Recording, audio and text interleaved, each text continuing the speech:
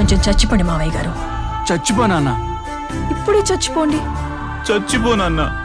మీకు తెలియకుండానే మీ ప్రాణం పోయేలా చేస్తామండి.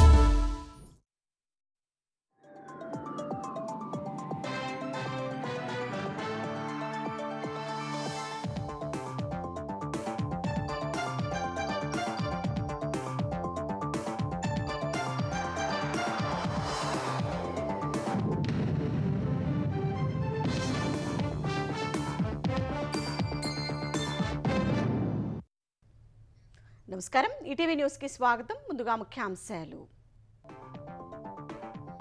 గూగుల్ డేటా సెంటర్ కోసం వేగంగా భూసేకరణ, ధర పెంపుతో స్వచ్ఛందంగా ముందుకు వస్తున్న రైతులు, రేపటి నుంచే పరిహారం పంపిణీ.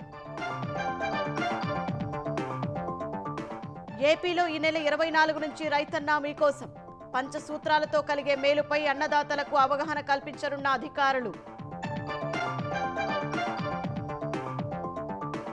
3 దశల్లో తెలంగాణ పంచాయతీ ఎన్నికలు, వచ్చే వారంలో షెడ్యూల్ విడుదలకు ఎస్సీసీ కసరత్తు, డిసెంబర్ 3వ వారం కంటే ముందే నిర్వహణ. గ్లోబల్ సమ్మిట్లో సత్తా చాటుతామన్న రేవంత్, విదేశీ నగరాలతో పోటీ పడతామని వెల్లడి, పొరుగు రాష్ట్రాలు లక్ష్యం కాదన్న సీఎం. కర్ణాటకలో తారాస్థాయికి చేరిన అధికార పోరు, అర్ధరాత్రి ఖర్గేను కలిసిన డీకే శివకుమార్ మద్దతుదారులు.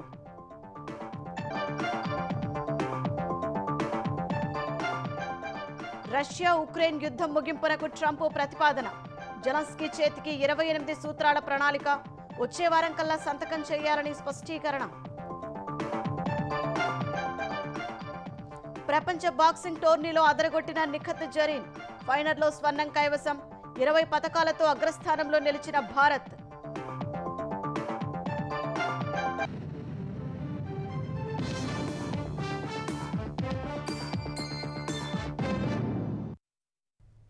విశాఖలో గూగుల్ డేటా సెంటర్ కోసం భూసేకరణను ప్రభుత్వం వేగవంతం చేసింది. భూములకు పరిహారం పెంచడంతో రైతులు స్వచ్ఛందంగా ముందుకొస్తున్నారు. ఇప్పటికే 60% మందికి పైగా అంగీకారం తెలిపారు. ఎకరానికి 40 లక్షల రూపాయల వరకు పరిహారం, 20 సెంట్ల భూమి ఇచ్చేందుకు సర్కారు సంసిద్ధమైంది. రేపటి నుంచి రైతుల ఖాతాలోకి పరిహారం సొమ్ము జమ చేయనుంది. గూగుల్ డేటా సెంటర్ ఏర్పాటుకు విశాఖ జిల్లా ఆనందపురం మండలంలోని తర్లువాడలో భూసేకరణ శరవేగంగా సాగుతోంది. భూముల రిజిస్ట్రేషన్ విలువ 20 లక్షలకు పెంచి రైతులకు ఎక్కువ పరిహారం లభించేలా ప్రభుత్వం ఉత్తర్వులు జారీ చేసింది. అందువల్ల రైతులు స్వచ్ఛందంగా ముందుకొచ్చి భూములిస్తున్నారు. కొన్ని శక్తులు అడ్డంకులు సృష్టించేందుకు ప్రయత్నిస్తున్నప్పటికీ వాటిని లెక్క చేయకుండా 60% మందికి పైగా రైతులు అంగీకార పత్రాలిచ్చారు. భూములిచ్చే వారికి లభించే ప్రయోజనాల్ని వివరించేందుకు MLA Ganta Srinivasarao, collector M N Harendra Prasad విశాఖలో నిర్వహించిన సమావేశానికి రైతులు హాజరయ్యారు. వైసీపీ ఎంపీపీ మజ్జి శారద తండ్రి, తర్లువాడ మాజీ సర్పంచ్ మజ్జి వెంకట్రావు కూడా ఆమోద పత్రం అందజేశారు.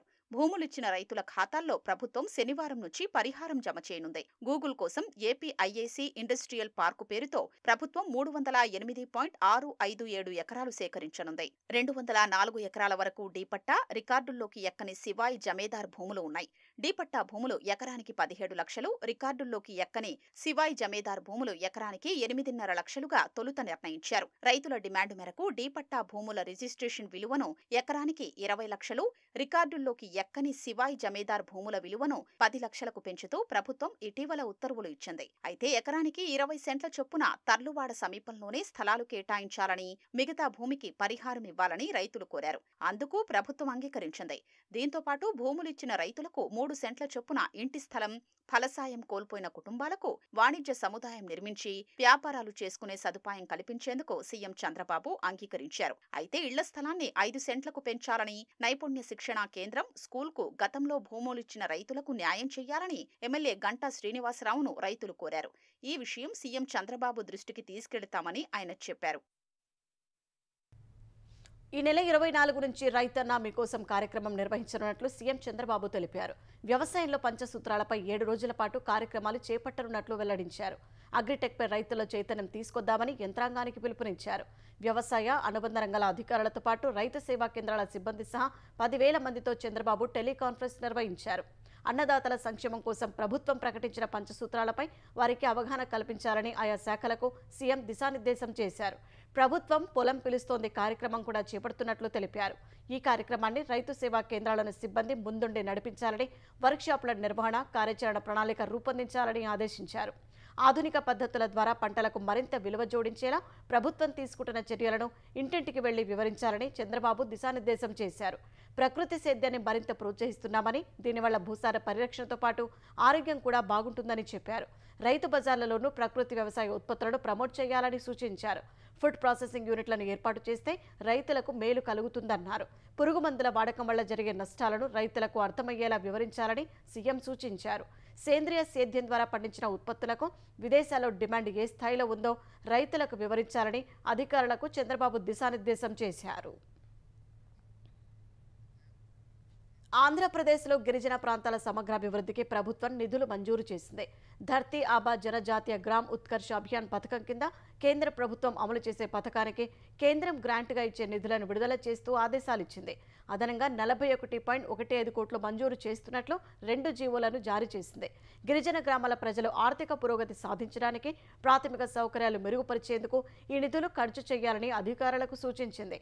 దీనికి సంబంధించి తదుపరి చర్యలు తీసుకోవాలని ఆదేశించగా గిరిజన సంక్షేమ శాఖ కార్యదర్శి ఎంఎం నాయక్ ఉత్తర్వులు జారీ చేశారు. తెలంగాణలో గ్రామ పంచాయతీ ఎన్నికలు 3 దశల్లో జరిగే అవకాశం ఉంది. అందుకోసం ప్రభుత్వం లాంఛనాలన్నీ వేగంగా పూర్తి చేస్తోంది. పంచాయతీలు, వార్డుల వారీగా ఎస్సీ, ఎస్టీ, బీసీ రిజర్వేషన్లను సిఫార్సు చేస్తూ డెడికేటెడ్ కమిషన్ నివేదిక సమర్పించింది.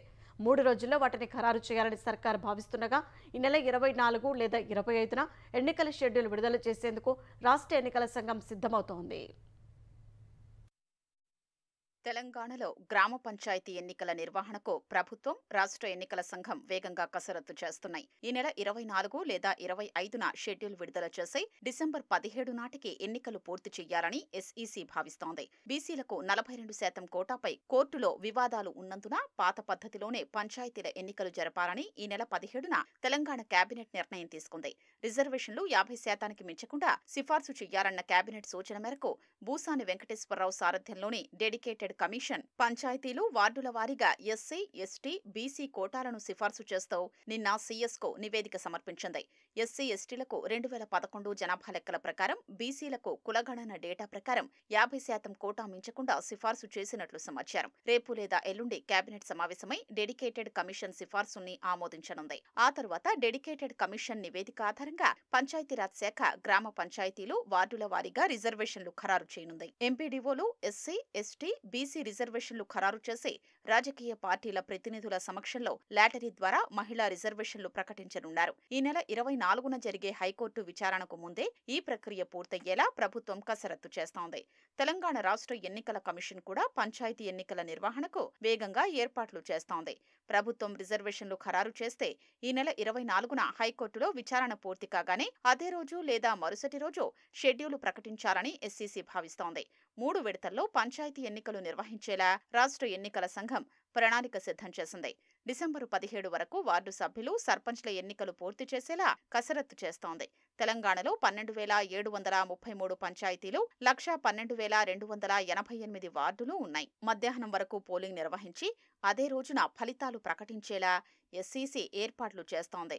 తెలంగాణ రాష్ట్ర ఎన్నికల కమిషనర్ రాణి కుముదిని నిన్న ఉన్నతాధికారులు, కలెక్టర్లతో వీడియో కాన్ఫరెన్స్ నిర్వహించి పంచాయతీ ఎన్నికలకు సిద్ధంగా ఉండాలని సూచించారు. ఓటర్ జాబితాలో తప్పుల్ని సరిదిద్దే ప్రక్రియ నిన్న ప్రారంభమైంది. ఈ నెల 23న ఓటర్ల తుది జాబితా ప్రచురించనున్నారు. బ్యాలెట్ బాక్సులు, ఇంకు తదితర ఎన్నికల సామాగ్రిని ఇదివరకే ఎన్నికల సంఘం సేకరించింది. బీసీ రిజర్వేషన్లపై కోర్టులో వివాదం తేలిన తర్వాతే ఎంపీటీసీ, జెడ్పీటీసీ ఎన్నికలు జరపాలని తెలంగాణ మంత్రివర్గం నిర్ణయించింది. రబీ సీజన్కు సంబంధించి అదనంగా 10 లక్షల మెట్రిక్ టన్నుల బాయిల్డ్ రైస్ కోటా పెంచాలని కేంద్ర మంత్రి ప్రహ్లాద్ జోషికి సీఎం రేవంత్ రెడ్డి విజ్ఞప్తి చేశారు. పీడీఎస్ కింద సరఫరా చేసిన లెవీ బియ్యానికి సంబంధించిన 1468 కోట్ల సబ్సిడీ విడుదల చేయాలన్నారు. పీఎంజీకేఏవై 5వ దశకు సంబంధించి పెండింగ్లో ఉన్న 343 కోట్ల 27 లక్షల రాయితీ విడుదల చేయాలని కోరారు. 2024-25 ఖరీఫ్ కస్టమ్ మిల్లింగ్ రైస్ వ్యవధి పొడిగించాలని సీఎం రేవంత్ రెడ్డి కోరారు. ఎఫ్సీఐ గోదాముల్లో నిల్వ ఇబ్బందులను అధిగమించేందుకు అదనపు బాయిల్డ్ రైస్ ర్యాకులు కేటాయించాలన్నారు. తెలంగాణలో గోదాముల నిల్వ సామర్థ్యం 15 లక్షల మెట్రిక్ టన్నులకు పెంచుకునేందుకు సాయం అందించాలని కేంద్ర మంత్రి ప్రహ్లాద్ జోషిని కోరారు. ఖరీఫ్లో అత్యధికంగా 148 లక్షల మెట్రిక్ టన్నుల ధాన్యం దిగుబడి వచ్చినందున కొనుగోలు లక్ష్యాన్ని 80 లక్షల మెట్రిక్ టన్నులకు పెంచాలని విజ్ఞప్తి చేశారు. దేశవ్యాప్తంగా బాయిల్డ్ రైస్ అవసరం తగ్గినందున ముడి బియ్యాన్ని ప్రోత్సహించాలని కేంద్ర మంత్రి ప్రహ్లాద్ సూచించారు. కొండా లక్ష్మణ్ బాపూజీ జయంతి సందర్భంగా చేనేత కార్మికులకు రుణమాఫీ చేస్తారన్న సీఎం రేవంత్ రెడ్డి హామీ మేరకు ప్రభుత్వం 33 కోట్ల రూపాయల నిధులు విడుదల చేసింది.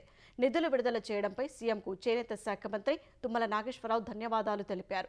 ఇందిరా మహిళా శక్తి చీరల ఉత్పత్తిలో నేతన్నలకు ఉపాధి కల్పిస్తున్న ప్రభుత్వం వారి సంక్షేమం కోసం చేనేత అభయహస్తం పథకం అమలు చేస్తోందని మంత్రి తుమ్మల వెల్లడించారు. కర్ణాటకలో ముఖ్యమంత్రి మార్పుపై జోరుగా ప్రచారం జరుగుతున్న వేళ ఉప ముఖ్యమంత్రి డీకే శివకుమార్ మద్దతుదారులు కొందరు ఢిల్లీలో ఏఐసీసీ అధ్యక్షుడు మల్లికార్జున ఖర్గేను కలవటం చర్చనీయాంశంగా మారింది. అర్ధరాత్రి తర్వాత జరిగిన ఈ సమావేశం కర్ణాటక కాంగ్రెస్లో అధికార పోరు జరుగుతోందన్న ప్రచారానికి మరింత ఆజ్యం పోసింది. డీకే శివకుమార్కు సన్నిహితుడైన ఓ మంత్రి కొందరు ఎమ్మెల్యేలు పార్టీ సీనియర్లను కలిసేందుకు ఢిల్లీ వెళ్లినట్లు వార్తలు వెలువడ్డాయి. కర్ణాటక సీఎం సిద్ధరామయ్య 2.5 ఏళ్ల పదవీకాలం పూర్తి చేసుకున్న మరుసటి రోజే ఈ సమావేశం జరగటం ప్రాధాన్యం సంతరించుకుంది.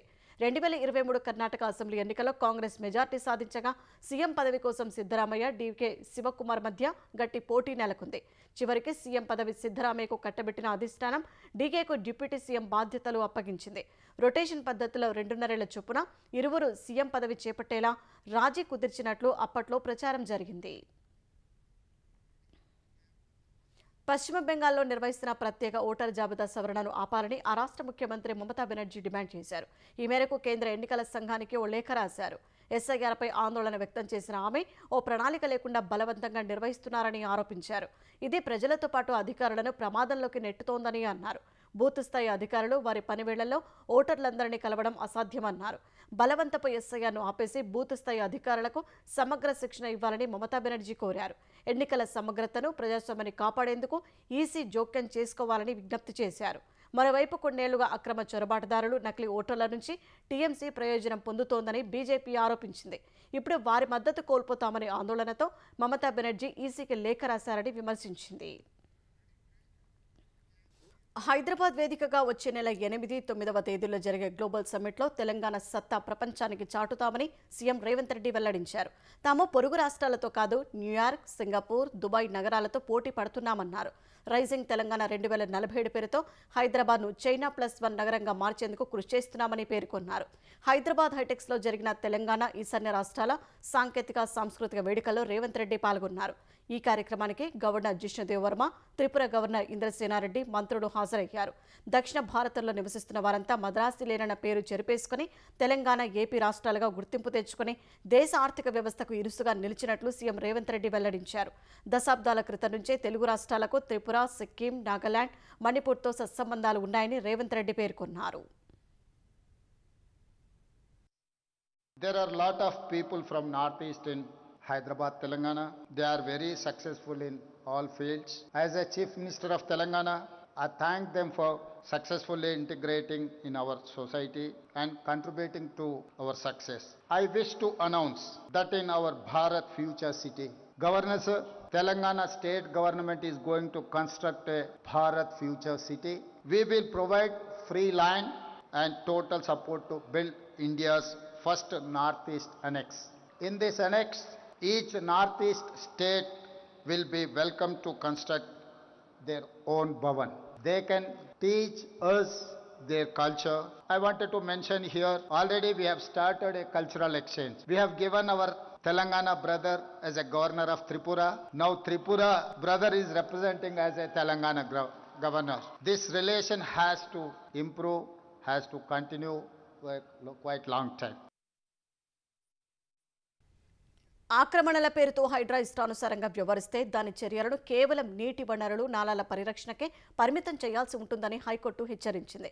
హైడ్రా పరిధిపై ఎవరికీ స్పష్టత లేదని, జీహెచ్ఎంసీ చట్టంలోని ఏ నిబంధనల కింద పనిచేస్తోందని ఉన్నత న్యాయస్థానం ప్రశ్నించింది. కోర్టు ఉత్తర్వులకు విరుద్ధంగా సంధ్య కన్వెన్షన్ కూల్చివేతపై దాఖలైన ధిక్కరణ పిటిషన్పై జస్టిస్ బి విజయసేన్ రెడ్డి విచారణ జరిపారు. నోటీసులు జారీ చేసినా స్పందించకపోవడంతోనే హైడ్రా చర్యలు చేపట్టాల్సి వచ్చిందని అదనపు అడ్వకేట్ జనరల్ కోర్టుకు తెలిపారు. చట్ట ప్రకారమే కూల్చివేతలు జరిగాయని, కోర్టు ఉత్తర్వులను ఉల్లంఘించలేదని చెప్పారు. ఎఫ్సీఐ లేఅవుట్లో సంధ్యా కన్వెన్షన్ నిర్మాణాలపై యథాతథ స్థితిని కొనసాగించాలని, లేఅవుట్ను సమర్పించాలని ఆదేశించిన ఉన్నత న్యాయస్థానం విచారణను 2 వారాలు వాయిదా వేసింది. ప్రభుత్వోద్యోగుల విధులకు ఆటంకం కలిగించిన దాడులకు పాల్పడిన వారిపై కఠిన చర్యలు తీసుకుంటామని హైదరాబాద్ సిపి సజ్జనార్ హెచ్చరించారు. పోలీసు అధికారులు, ఉపాధ్యాయులు, ఆర్టీసీ సిబ్బంది సహా విధి నిర్వహణలోని ఎవరిపైనా దాడులు చేసినా ఉపేక్షించబోమని స్పష్టం చేశారు. విధి నిర్వహణలో ఉన్న ఉద్యోగులపై దాడి చేసే వారిపై బిఎన్ఎస్ 221, 132, 121(1) సెక్షన్ల ప్రకారం తక్షణమే క్రిమినల్ కేసులను నమోదు చేస్తామని తెలిపారు. అంతేకాకుండా వారిపై హిస్టరీ షీట్స్ సైతం తెరుస్తామని తేల్చెప్పారు. క్షణికావేశంలో చేసే చిన్న తప్పు జీవితాంతం కుమిలిపోయేలా పరిణామాలు ఉంటాయని సిపి సజ్జనార్ హెచ్చరించారు. హైదరాబాద్లో కొత్త ట్రేడ్ లైసెన్సులతో పాటు రెన్యువల్ కోసం జీహెచ్ఎంసీ షెడ్యూల్ విడుదల చేసింది. 2026 జనవరి 1 నుంచి డిసెంబర్ 31 వరకు లైసెన్సులు జారీ చేయనుంది. వచ్చే నెల 20 లోపు దరఖాస్తు చేసుకునేందుకు అవకాశం కల్పించింది. ఫిబ్రవరి 2 వరకు 25%, ఫిబ్రవరి 20 నుంచి 50% జరిమానా చెల్లించాలని జీహెచ్ఎంసీ పేర్కొంది. ట్రేడ్ లైసెన్స్ లేకుండా వ్యాపారం చేసేవారికి 100% జరిమానాతో పాటు ప్రతి నెల 10% అదనపు జరిమానా విధించనున్నట్లు తెలిపింది. తిరుమల లడ్డూ కల్తీ నెయ్యి కేసులో సెట్ దూకుడు పెంచింది. వైసీపీ హయాంలో టీటీడీ చైర్మన్గా పనిచేసిన వైవి సుబ్బారెడ్డిని సిబిఐ నేతృత్వంలోని ప్రత్యేక దర్యాప్తు బృందం హైదరాబాద్లోని ఆయన నివాసంలో సుమారు 10 గంటల పాటు విచారించింది.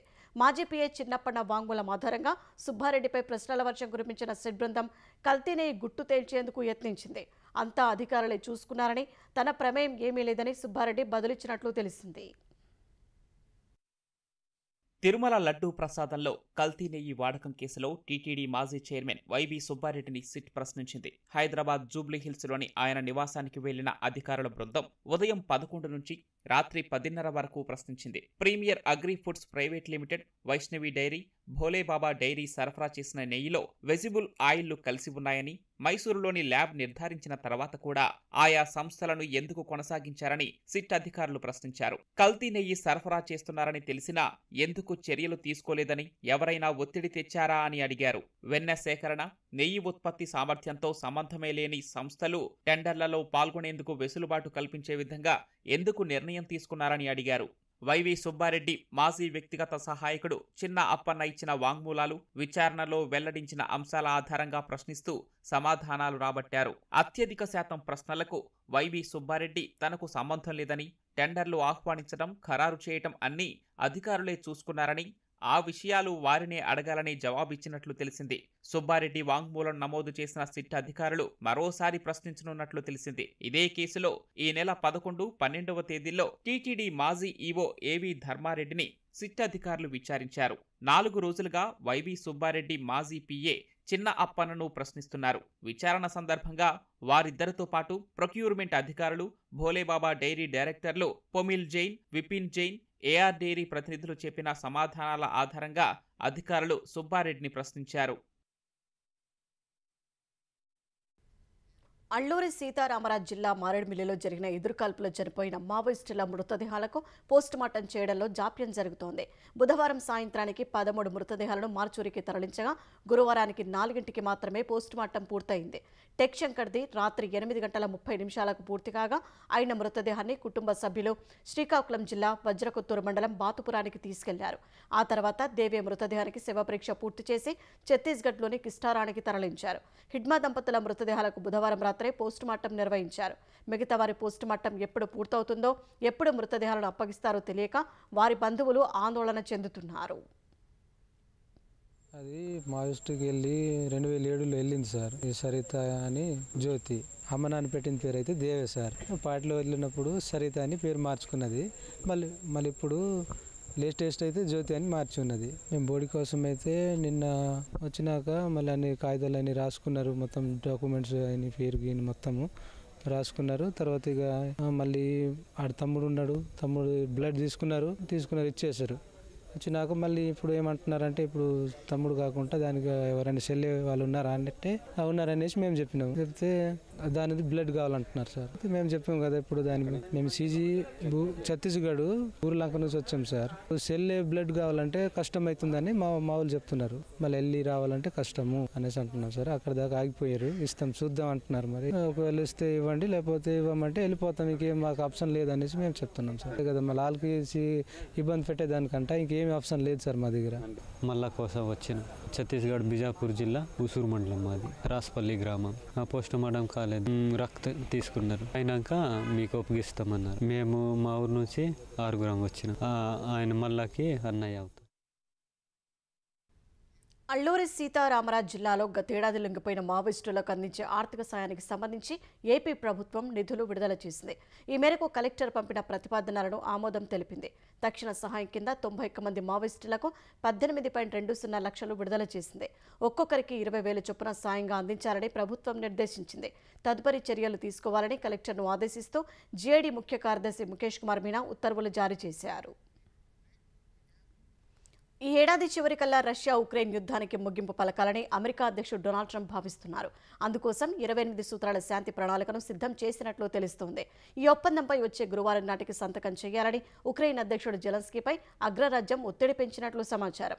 ఈ ప్రతిపాదనను ఈ నెలాఖరుకల్లా మాస్కోకు సమర్పించి డిసెంబర్ తొలి వారానికల్లా ఈ ప్రక్రియ పూర్తి చేయాలని అమెరికా ఆలోచనగా ఉన్నట్లు మీడియా కథనాలు పేర్కొన్నాయి. ట్రంప్ పశ్చిమాసియా రాయబారి స్టీవ్ విట్కాఫ్, రష్యా అధ్యక్షుడు పుతిన్ సన్నిహితుడు దిమిత్రివ్ కలిసే 28 సూత్రాల శాంతి ప్రణాళికపై కసరత్తు చేసినట్లు తెలిపాయి. ఈ ప్రతిపాదనకు ట్రంప్ ఆమోద ముద్ర వేసినట్లు మీడియా కథనాలు వెల్లడించాయి. డాన్బాస్ ప్రాంతాన్ని ఉక్రెయిన్ వదులుకోవటమే కాకుండా సైన్యాన్ని తగ్గించుకునేలా ప్రతిపాదించినట్లు సమాచారం. భవిష్యత్తులో నాటో విస్తరణను ఆపటమే కాకుండా ఉక్రెయిన్ తటస్థ దేశంగా కొనసాగేలా అమెరికా శాంతి ప్రణాళిక రూపొందించినట్లు తెలుస్తోంది. ఈ శాంతి ప్రణాళికపై ఇప్పటి వరకు అమెరికా అధికారికంగా ప్రకటన చేయలేదు. దక్షిణాఫ్రికాలో జరిగే G20 దేశాల అధినేతల సదస్సులో పాల్గొనే విషయమై అమెరికా నిర్ణయం మార్చుకున్నట్లు సమాచారం. తమ దేశం నుంచి సదస్సుకు ఎవరూ హాజరు కాబోరని ఇటీవల ప్రకటన చేసిన అమెరికా అధ్యక్షుడు ట్రంప్ తాజాగా యూటర్న్ తీసుకున్నట్లు తెలుస్తోంది. G20 సదస్సులో పాల్గొనాలని అగ్రరాజ్యం కోరుకుంటున్నట్లు దక్షిణాఫ్రికా అధ్యక్షుడు సిరిల్ రామఫోసా తెలిపారు. చివరి నిమిషంలో ఈ మేరకు సమాచారం అందిందని చెప్పారు. దక్షిణాఫ్రికాలో శ్వేతజాతి రైతులను చూస్తున్న తీరుపై ట్రంప్ ఇటీవల అభ్యంతరం వ్యక్తం చేశారు.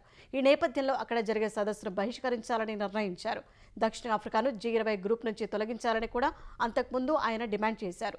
ఈ నెల 22, 23వ తేదీల్లో దక్షిణాఫ్రికా వేదికగా G20 సదస్సు జరగనుండగా భారత్ తరపున ప్రధాని మోదీ హాజరు కానున్నారు. సముద్రయాన్ మిషన్ ద్వారా మహాసముద్రాల అన్వేషణకు భారత్ సిద్ధమైంది. 2026 జనవరిలో స్వదేశీ సాంకేతికతతో నిర్మించిన 28 టన్నుల మానవ సహిత సబ్ మెరిసిబుల్ను చెన్నై తీరంలోని 500 మీటర్ల లోతులో ప్రయోగాత్మకంగా ప్రయోగించనుంది. జాతీయ మహాసముద్ర సాంకేతికత ఇన్స్టిట్యూట్కు చెందిన 2 శాస్త్రవేత్తలు మత్స్య 6000 అనే సబ్ మెరిసిబుల్ను నడపనున్నారు. సముద్రయాన్ ప్రాజెక్టులో భాగంగా సాగర గర్భంలోని రహస్యాలను ఛేదించేందుకు ఈ ప్రయోగం కీలకం కానుంది. ఈ ప్రాజెక్టు కింద మనుషులను సముద్ర గర్భంలోని 6000 మీటర్ల లోతుకు సబ్ మెరిసిబుల్ను పంపనున్నట్లు ప్రాజెక్టు డైరెక్టర్ బాలాజీ రామకృష్ణన్ తెలిపారు. ఇప్పటి వరకు ఈ సాంకేతికత America, Russia, China, Japan, France దగ్గర మాత్రమే ఉంది. సముద్రంలో ఖనిజాలు, ఇంధనం, జీవ వైవిధ్యగత వనరులు పుష్కలంగా ఉంటాయి. భారత్కు చాలా పొడవైన తీరరేఖ ఉన్న వనరులను అన్వేషించే పూర్తి సామర్థ్యం లేదు. ఈ నేపథ్యంలో సముద్రయాన్ ప్రాజెక్టును ప్రభుత్వం చేపట్టింది.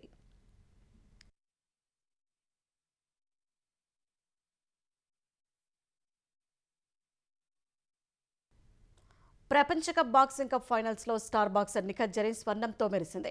మహిళల 51 కేజీల విభాగంలో జరిగిన ఫైనల్లో నిఖత్ 5-0తో చైనీస్ తైపీకి చెందిన గవోయిక్ జువాన్ను చిత్తు చేసింది. తొలి రౌండ్ నుంచే ప్రత్యర్థిపై ఎదురుదాడికి దిగిన నిఖత్ పంచులతో విరుచుకుపడింది. చివరి వరకు అదే జోరు కొనసాగించి సునాయాసంగా విజయాన్ని సొంతం చేసుకుంది. ఇటీవల ప్రపంచ ఛాంపియన్షిప్లో క్వార్టర్స్లోనే ఓడిపోయిన నిఖత్ జరీన్ స్వర్ణంతో ఫామ్ నిరూపించుకుంది. మరో 8 పసిడి పతకాలు భారత్ ఖాతాలో చేరాయి. మొత్తంగా 9 స్వర్ణాలు, 6 రజతాలు, 5 కాంస్యాలతో కలిపి 20 పతకాలు గెలిచిన భారత్ పతకాల పట్టికలో అగ్రస్థానంలో నిలిచింది. ప్రపంచ బాక్సింగ్ కప్ తుది పోరులో స్వర్ణ పతకం సాధించిన బాక్సర్ నిఖత్ జరీన్కు సీఎం రేవంత్ రెడ్డి శుభాకాంక్షలు తెలిపారు. ప్రపంచ వేదికపై మరోసారి నిఖత్ దేశ కీర్తిని నలుదిశలా చాటారని కొనియాడారు. ఈ విజయం యువ క్రీడాకారులకు స్ఫూర్తిదాయకంగా నిలుస్తుందని సీఎం వెల్లడించారు. బాక్సర్ నిఖత్ మరోసారి తెలుగు జాతి గౌరవాన్ని ఖండాంతరాలు దాటించిందని మంత్రి పొన్నం ప్రభాకర్, టీపీసీసీ అధ్యక్షులు మహేష్ కుమార్ గౌడ్ తెలిపారు. మరిన్ని పోటీలో ఆమె విజయం సాధించి దేశ రాష్ట్ర ప్రతిష్టను మరింత పెంచాలని ఆకాంక్షించారు.